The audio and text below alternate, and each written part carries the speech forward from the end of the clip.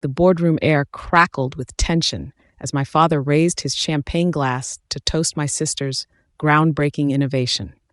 Ladies and gentlemen, he announced proudly to the assembled board of directors and department heads, I present Aurora, the AI system that will revolutionize medical diagnostics, created by our brilliant Sophia.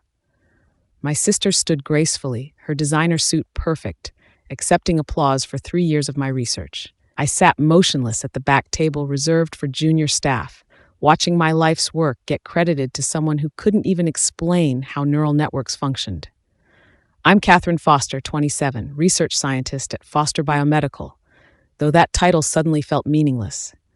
My father, Alexander Foster, had transformed this company from a small startup into a $4 billion medical technology empire through sheer determination and strategic brilliance. My sister Sophia, 30, was his chosen successor, the Stanford MBA who supposedly had the golden touch in everything she attempted. Me? I was just the scientist who missed birthdays and holidays to perfect algorithms while Sophia networked at conferences and charity galas. The presentation continued like a slow-motion car crash. Board members marveled at Sophia's technical brilliance, her innovative approach, her revolutionary thinking that would transform healthcare.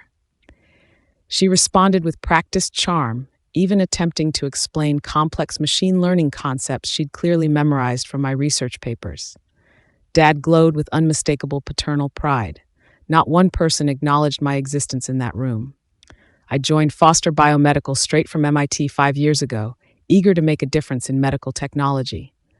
My PhD in computational biology wasn't from Stanford like Sophia's MBA, but I understood medical AI better than anyone in the entire R&D department. Dad started me in a junior position, insisting I earn advancement through merit alone.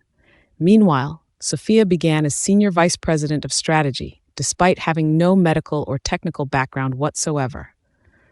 Prove yourself through results, he'd said during my orientation, his tone stern and businesslike. Being a Foster means working twice as hard to show you deserve your position. Interesting how that philosophy only applied to me.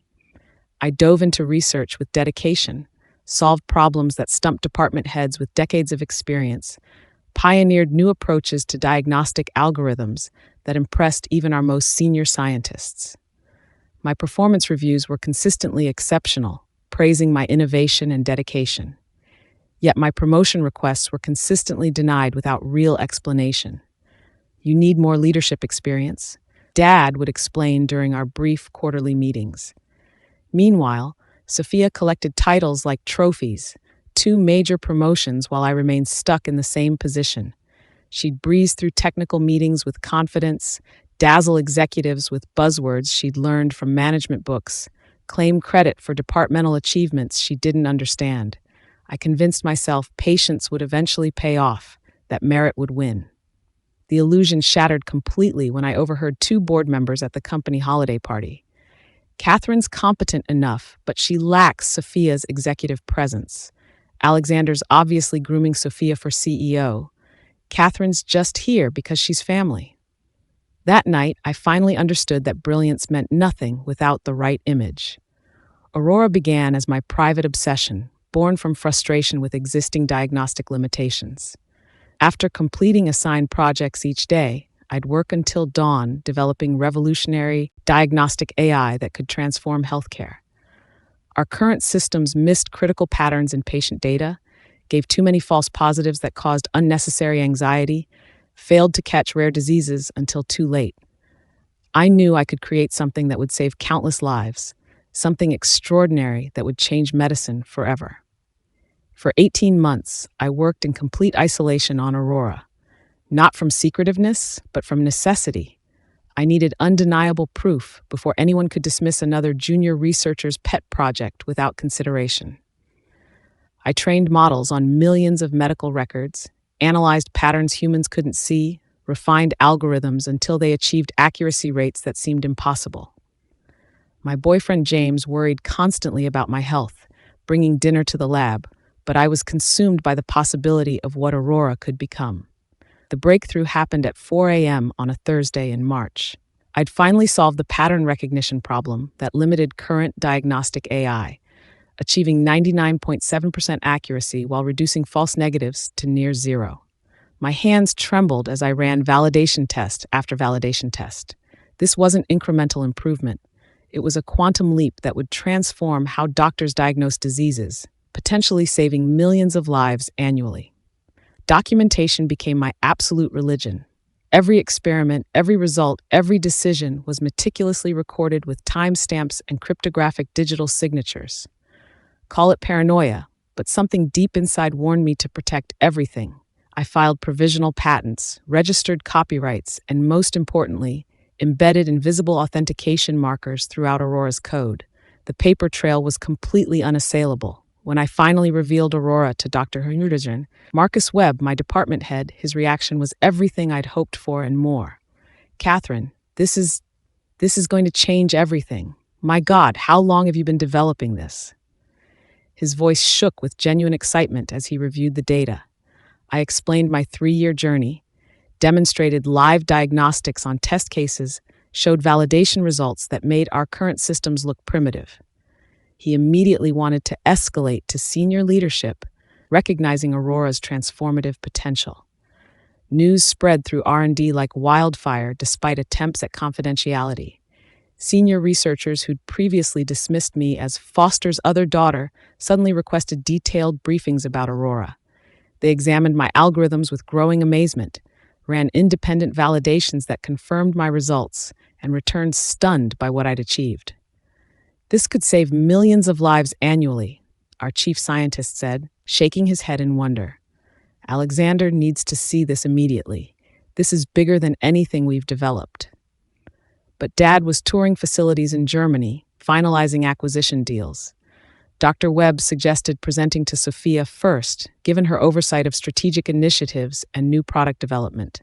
My instincts screamed danger, but he insisted it was the logical path. She can position this properly for your father. She understands the business implications better than anyone. Trust me, Catherine. She'll ensure you get proper recognition. The meeting with Sophia went perfectly, too perfectly in retrospect. She asked insightful questions, took comprehensive notes in her leather portfolio, appeared genuinely impressed by Aurora's capabilities. This is extraordinary work, Catherine. Truly revolutionary. You've outdone yourself. Then she requested all my files for strategic analysis. My department head enthusiastically agreed before I could voice any objection. A month of complete silence followed that meeting. Sophia claimed she was developing comprehensive market strategies, analyzing competitive landscapes, crafting the perfect executive presentation for maximum impact. She insisted I maintain absolute confidentiality about Aurora until the board meeting. Timing is critical in product launches, she assured me with seeming sincerity. Trust me to handle the business side while you focus on technical refinements. We're a team on this. I continued enhancing Aurora during this period, adding new features, improving accuracy beyond even my initial breakthrough. My small team buzzed with barely contained excitement under strict NDAs. James noticed my optimism returning after years of frustration. Finally, recognition seemed inevitable for my work. I even started researching houses in better neighborhoods, imagining the promotion and raise that would surely follow Aurora's launch. For once, the future looked bright and full of possibilities. The email arrived Tuesday morning with the subject line that made my heart race. Emergency board meeting. Revolutionary announcement. My pulse hammered with anticipation. Sophia must have finished her analysis and presentation. I wore my best suit, carefully prepared technical demonstrations on multiple devices, practiced explaining complex concepts in simple terms for board members. I even brought backup drives with additional data, wanting to be ready for any technical questions that might arise during the presentation. I arrived 30 minutes early, sitting where junior staff belonged, along the wall, nearly invisible to the executives at the main table. Sophia entered 10 minutes before the meeting, carrying my folders, my research, my entire life's work. She avoided eye contact completely, focusing on arranging papers at the presentation podium. When Dad stood to introduce Sophia's groundbreaking achievement, my world tilted off its axis with sickening clarity. Sophia's presentation was mine, stolen word for word with practiced precision. She used my carefully crafted slides, quoted entire sections from my research papers, explained complex algorithms using my exact metaphors and analogies. Board members asked increasingly technical questions, and she responded by reading directly from my documentation, occasionally adding business jargon for flavor and credibility.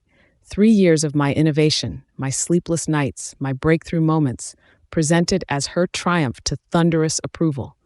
The proprietary diagnostic algorithm achieves 99.7% accuracy across all major disease categories, she announced with false confidence, as if she understood the mathematical proofs behind those numbers. Conservative estimates project $500 million in revenue within 18 months, with potential for exponential growth as we expand internationally.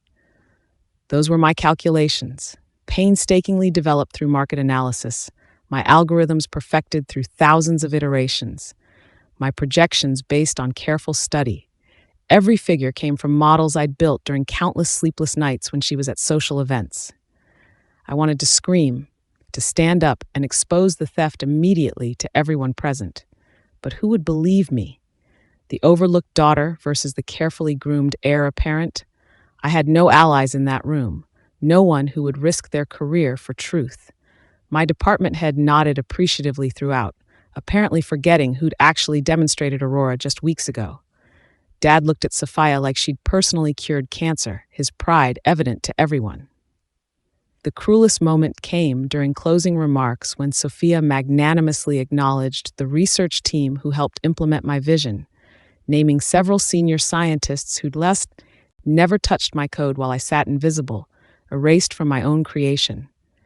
My greatest achievement was being stolen in real time, broadcast to the people who controlled my career, and I was powerless to stop it. I confronted Sophia immediately after the meeting, following her to the executive floor where I rarely ventured. How could you do this?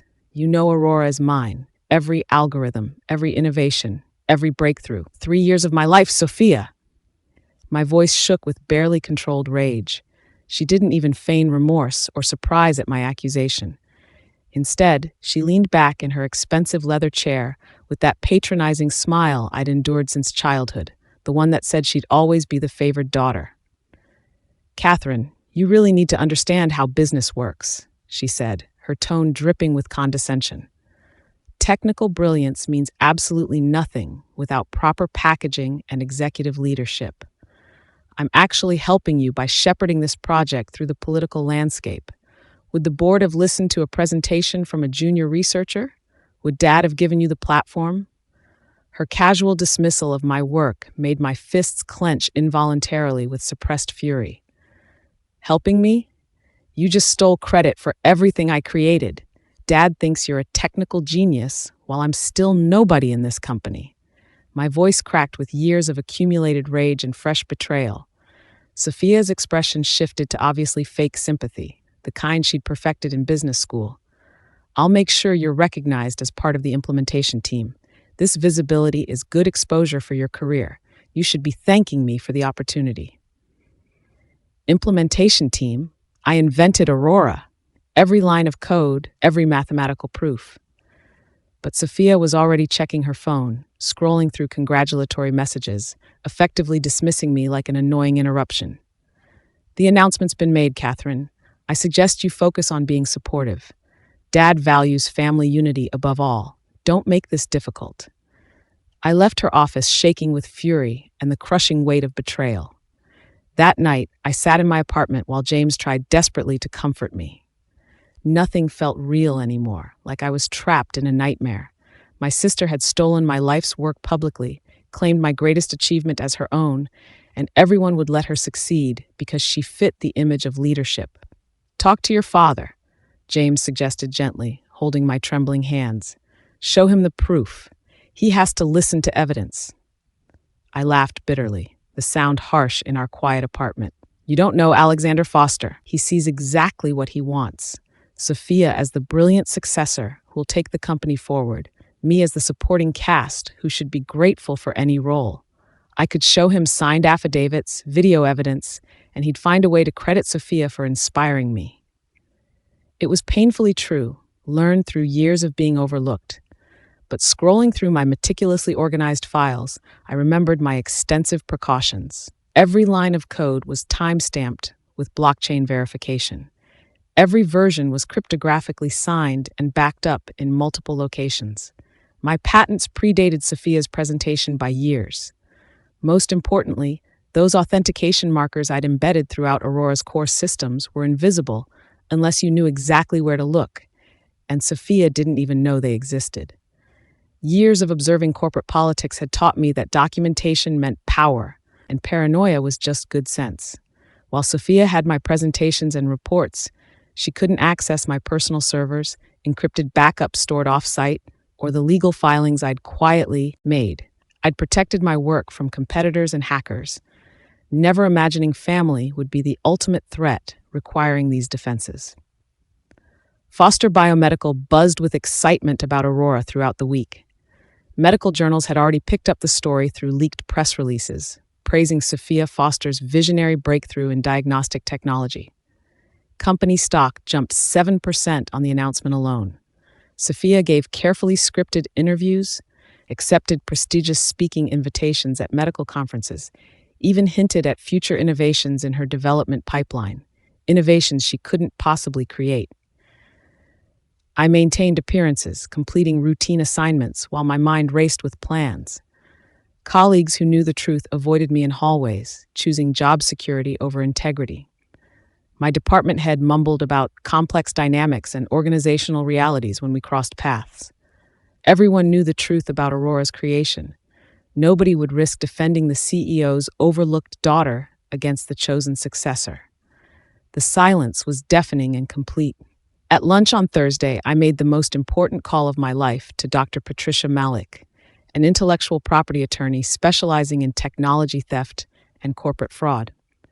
We'd met at a machine learning conference where I'd presented on neural networks. She'd given me her business card, saying presciently, "Brilliant minds need legal protection. Call if you ever need help. I've seen too many innovations stolen." Her words had seemed paranoid then. "Patricia, I have a serious situation," I began, then explained everything in detail. She listened without interrupting, asking precise, clarifying questions about documentation and timeline. When I finished my story, she said with steel in her voice, "Send me everything. Every timestamp, every filing, every piece of evidence you've collected. If you have what you describe, you're not holding a smoking gun. You're holding nuclear weapons." Patricia and I spent 2 intense weeks building an absolutely ironclad case. The evidence was overwhelming in its thoroughness. Comprehensive development logs spanning 3 years with blockchain verification, provisional patents filed in my name long before company involvement, copyright registrations predating any corporate documentation, and the crown jewel, authentication markers embedded throughout Aurora's core systems that proved ownership definitively. "These markers are absolutely brilliant," Patricia said, examining the code with growing excitement. "They're like DNA, unique, impossible to extract without destroying functionality, and legally bulletproof. Sophia might have your PowerPoints and reports, but she's presenting your digitally signed work to the world. It's like stealing a painting without noticing the artist's signature woven into every brushstroke." She outlined multiple legal strategies, each more devastating than the last. We had options that could destroy both Sophia and potentially the company. Meanwhile, Sophia's arrogance grew exponentially each day. She assigned me to an Aurora optimization team, essentially demoting me to debug and refine my own creation while she took credit. The humiliation was clearly deliberate. She wanted me broken, accepting my relegated place in her shadow. Dad approved the reorganization without question, trusting his golden child's judgment completely in all things. I played the part of the defeated sister perfectly, attending meetings without complaint, taking detailed notes, smiling when Sophia mangled technical explanations that revealed her complete ignorance. I quietly corrected her critical errors behind the scenes, preventing implementation, delays that would have exposed her incompetence. Let them think I'd surrendered to inevitability. Patricia had counseled strategic patience. The deeper they commit to the lie, the harder and more spectacular they fall. Foster Biomedical announced Aurora's official launch with unprecedented fanfare, a massive event targeting healthcare executives, major investors, and international media. Sophia would deliver the keynote address at the prestigious Global Medical Innovation Summit in Geneva. The company poured millions into marketing campaigns, centering everything on Sophia's carefully crafted image as the genius revolutionizing medical diagnostics. Press releases called her the future of healthcare technology. My assignment for this triumph: technical support hidden backstage. While Sophia received accolades and standing ovations, I'd be invisible in the server room, ensuring the stolen presentation ran smoothly without glitches. The creator reduced to IT support for the thief's moment of glory. The irony was suffocating, but Patricia reminded me that patience would yield devastating results. My breaking point came when Dad sent a company-wide email that felt like a knife to my heart. He praised Sophia's brilliance, vision, and technical leadership in effusive terms. He announced her promotion to Chief Technology Officer, a role that should have required actual technology understanding rather than an MBA and family connections. Her compensation package was 10 times my salary, with stock options worth millions. Sophia represents Foster Biomedical's future, he concluded. Her innovation will transform healthcare globally. That night, I called Patricia with 3 words: file the lawsuit. The comprehensive intellectual property theft charges would be submitted Thursday evening, designed to halt Aurora's launch and expose everything in the most damaging way possible. The documentation package exceeded 400 pages of meticulously organized evidence that would be impossible to refute. Friday morning brought unprecedented chaos to Foster Biomedical's gleaming headquarters. Legal notices arrived simultaneously at 8 a.m. sharp to every board member. By 8:30, executives were scrambling between emergency meetings and panicked phone calls. By 9 a.m., reporters who'd received anonymous tips were already asking uncomfortable questions about Aurora's true origins. Sophia's phone rang incessantly as she tried desperately to understand the disaster unfolding around her carefully constructed facade. I arrived at my normal time, feigning complete confusion at the chaos. "Is everything all right?" I asked a visibly panicked manager who was usually calm. "The launch is next week, right? I've been preparing the technical demonstrations all month." He stared at me with sudden suspicion and growing understanding, but I maintained perfect innocence. Let them wonder about quiet Catherine. Let them panic as their house of cards trembled. Patricia's technical demonstration was absolutely devastating in its thoroughness. Independent experts from 3 universities had verified my authentication markers, confirmed development timelines through blockchain records, and validated that every single innovation could be traced to my personal development environment before any company involvement. The report's conclusion was damning. Aurora couldn't function without my code. Remove it, and literally nothing remained but empty presentations. By noon, the launch faced inevitable cancellation. Company lawyers had reviewed our filing with growing alarm, their faces paling as they recognized the implications. The evidence was mathematically undeniable, the authentication markers impossible to explain away or refute. Worse for Sophia, she'd given multiple recorded interviews claiming specific technical innovations that my patents proved were mine, creating evidence of deliberate fraud. Dad summoned me to his executive office immediately, his assistant's voice trembling. Sophia was already there when I arrived, her perfect composure cracking like thin ice. Her designer suit looked rumpled, her confidence evaporated. "Catherine," Dad's voice was ice mixed with barely controlled fury. "Explain this lawsuit immediately." I sat calmly in the chair I'd rarely occupied, meeting his glare steadily. "I'm protecting my intellectual property. Isn't that exactly what you taught us? To be smart business people who protect our assets? This is absolutely absurd." Sophia exploded, her voice shrill with desperation. "I developed Aurora for this company. Catherine contributed some coding assistance. Nothing more. This is jealousy, pure and simple." The lie was so desperate, so transparent that even Dad couldn't ignore it. He looked between us, perhaps truly seeing me for the first time in years, recognizing the quiet daughter he'd overlooked. "Catherine, we're family," he said, his tone attempting authority but containing unmistakable fear. "Surely we can resolve this internally without destroying everything I've built." The plea in his voice was something I'd never heard before. Family? I laughed, but the sound was cold and bitter. Family doesn't steal years of work.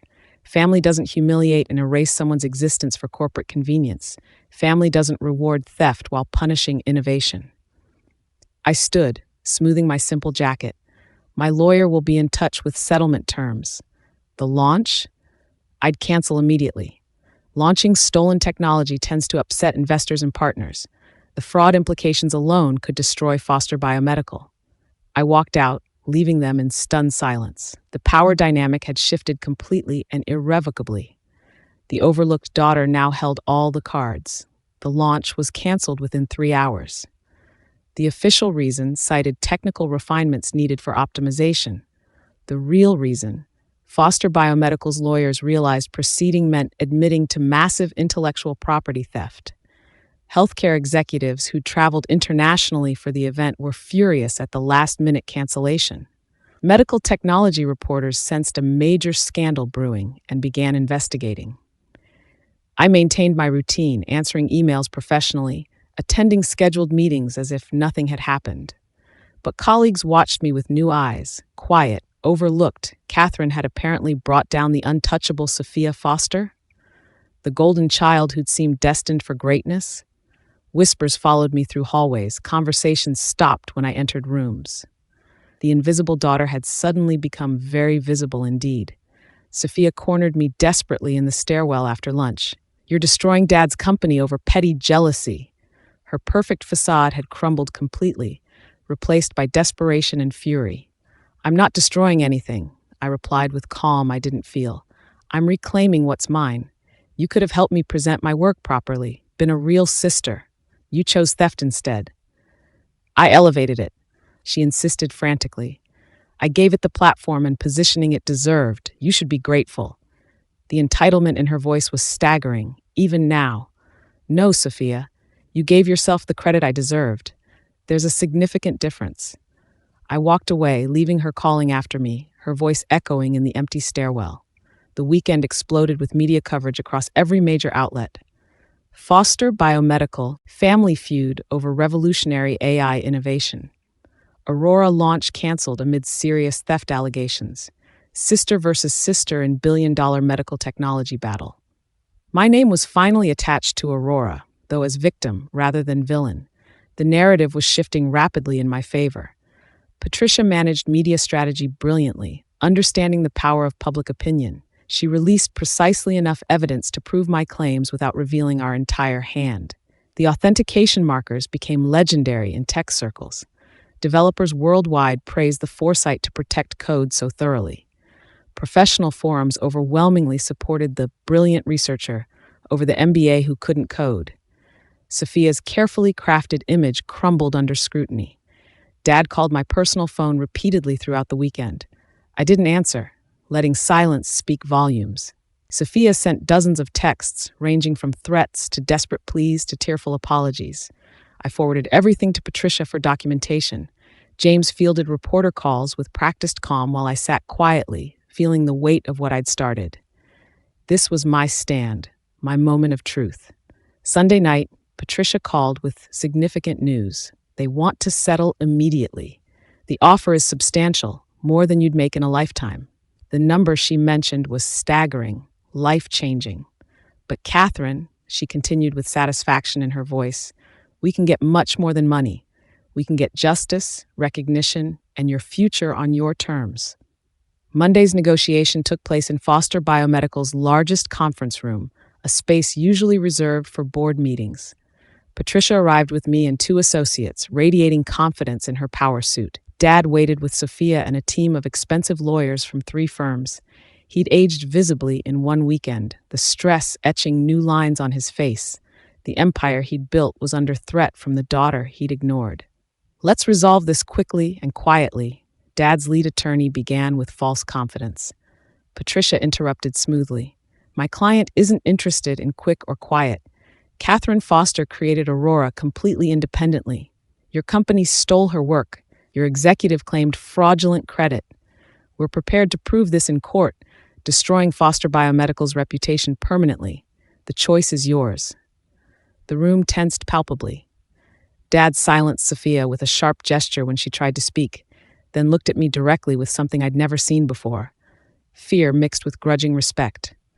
"What do you want, Catherine?" The question hung heavy between us. Patricia slid our demand document across the polished table. Full ownership of Aurora returned to me immediately. Public acknowledgement of my creation and Sophia's false claims. Substantial financial compensation for attempted theft. And my choice of position within Foster Biomedical or a generous exit package. The terms were harsh but carefully calculated to avoid destroying the company while ensuring justice. "This is blatant extortion," Sophia erupted before her lawyers quickly quieted her. They knew we weren't bluffing. The evidence was too comprehensive. The demands were precisely calculated, painful but survivable for Foster Biomedical. Patricia had estimated their potential losses if we went to trial.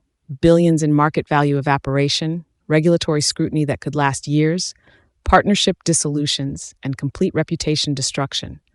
"Public acknowledgement is absolutely non-negotiable," Patricia emphasized firmly. "Catherine's professional reputation was severely damaged by your fraud. That must be corrected publicly and unequivocally." Sophia went white as paper. Admitting theft would end her career, everywhere, not just at Foster Biomedical. Her Stanford MBA wouldn't overcome intellectual property thief appearing in every search result for her name. Dad studied me with intensity. "You planned this all along. The markers, the patents, the documentation. You knew Sophia would steal your work." His voice held something new. Was it actually pride? "No," I replied with complete honesty. "I hoped my family would support and celebrate my innovations. I prepared for betrayal instead. It seems I was right to do so." The sadness in my voice was real, mourning the family we could have been. Hours of tense negotiation followed. Lawyers argued over every detail while I sat quietly, letting Patricia work her magic. Dad remained stoic, but kept glancing at me with new assessment, seeing the daughter he'd overlooked who'd just outmaneuvered everyone. By evening, we had a comprehensive agreement that gave me everything. I'd own Aurora completely, licensing it back to Foster Biomedical at market rate. The company would issue a statement acknowledging my sole creation, apologizing for miscommunication about its origins. Sophia would resign quietly to pursue other opportunities. My financial compensation was everything Patricia had demanded, enough to ensure my independence forever. But I surprised everyone with an additional, unexpected requirement. I want to establish an independent medical AI research institute, funded by Foster Biomedical, but completely autonomous. I choose the team, the projects, the strategic direction, no interference from company leadership. The lawyers started to protest, but I continued. "Give me the resources and freedom I've earned. I'll deliver innovations that make Aurora look primitive by comparison." "You want complete autonomy," Dad said, understanding immediately. It wasn't really a question. "I want to create without politics, without family dynamics poisoning everything. Give me real resources and genuine independence. I'll build something extraordinary that benefits everyone, the company, healthcare, and humanity." It was bold, perhaps impossible, but I'd learned to dream big and demand what I deserved. "Done," Dad agreed immediately, overruling his protesting lawyers. The deal was struck with a handshake that felt like a new beginning. I'd won more than justice. I'd won my future on my own terms. Patricia squeezed my hand under the table in victory. We'd done it completely. Tuesday's announcement sent shockwaves through the medical technology world and beyond. Foster Biomedical's carefully worded statement acknowledged my sole creation of Aurora, while praising the company's commitment to innovation and correcting errors. Sophia's resignation was buried in corporate speak, but industry insiders understood the implications perfectly. The real story spread rapidly through professional networks. I spent the day fielding congratulations from developers who'd remained silent before, afraid to speak up. My former department head apologized profusely about pressure from above and complex dynamics. I listened politely, mentally noting who'd failed when it mattered most. My new institute would need people with backbone, not just technical skills. Loyalty and integrity would matter as much as brilliance. Sophia left without saying goodbye, escorted out through a private exit to avoid media. Part of me felt sad. She'd been raised to believe she deserved everything without earning it, never learning the value of actual achievement. But sympathy died, remembering her smugness while stealing my future, her condescension when I confronted her. Some bridges deserve to burn completely. That evening, Dad requested a private meeting, not in his CEO office, but in the small conference room where he'd started Foster Biomedical 30 years ago. The space felt heavy with history and unspoken regrets. "I failed you," Dad said without preamble, his voice heavy with uncharacteristic emotion. "I saw what I wanted to see, believed what was convenient to believe. You deserved so much better from your father." The admission cost him greatly. Alexander Foster never apologized, never admitted mistakes. "Why did you always favor Sophia?" I asked the question that had haunted my entire life, needing to understand. What did she have that I didn't? Dad sighed deeply, suddenly looking every one of his 65 years. She was like me, charming, strategic, comfortable with attention, focused on image over substance. You were quiet, brilliant in ways I didn't understand or value. I gravitated toward what felt familiar, what I recognized as leadership.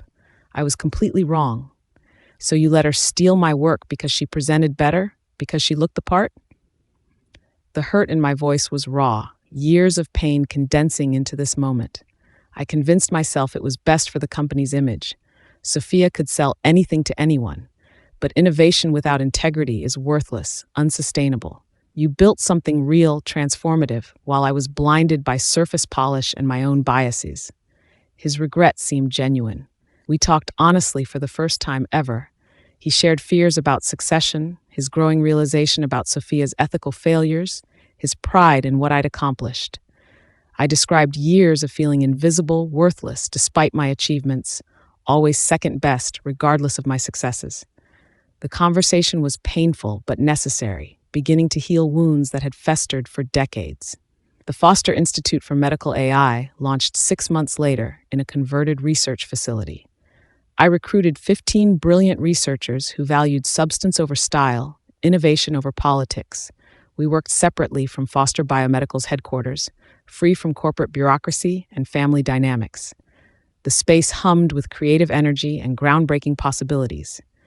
Sophia moved to Singapore, joining an international consulting firm that apparently didn't care about her past. We didn't communicate directly, but I heard through mutual contacts that she was rebuilding, hopefully learning that success required actual achievement, not just taking credit. Dad visited my institute weekly, genuinely interested in our work, asking technical questions he'd never bothered with before.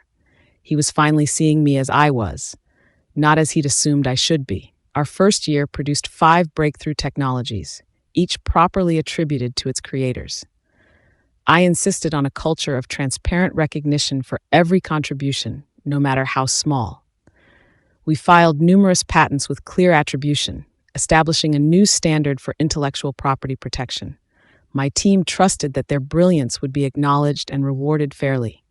James proposed on Aurora's first anniversary at our institute celebration. Surrounded by my team, my chosen family, he said, "You taught me that truth and integrity are worth fighting for. Let me stand beside you forever as we build the future together." I accepted through tears, finally belonging somewhere that valued me for who I truly was. Foster Biomedical's valuation soared past $6 billion, driven primarily by innovations from my institute. Board members who'd previously dismissed me now sought my input on strategic decisions. The overlooked daughter had become indispensable to the company's future. The irony wasn't lost on anyone who'd witnessed my years of invisibility. But I didn't want Dad's throne anymore.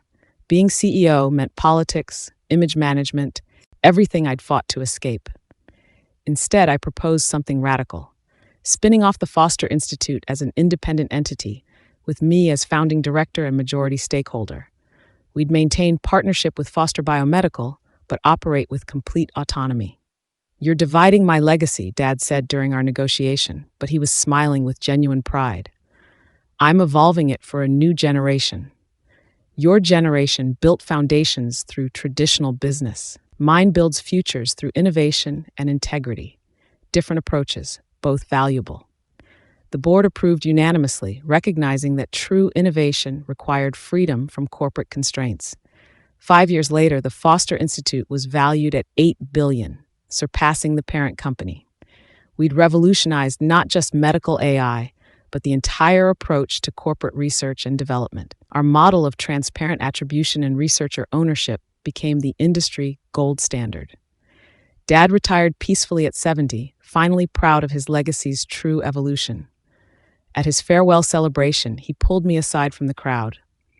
I spent decades building something I hoped would outlast me. I never realized I'd already built it. I just couldn't see her standing right in front of me. You've exceeded every dream I had for this company's future. Sophia attended the retirement party, successful independently now through actual achievement. She'd learned to build rather than take, becoming a respected strategist who helped startups develop ethical practices.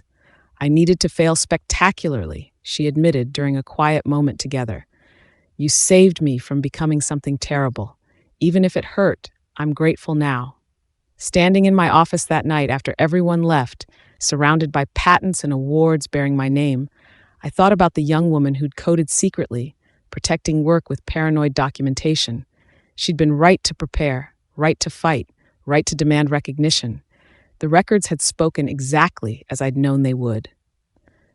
The portrait of young Alexander Foster hung in my office now, a reminder that even visionaries could be blind to what mattered most. Below it, I'd hung the first printout of Aurora's code, my hidden markers highlighted in gold.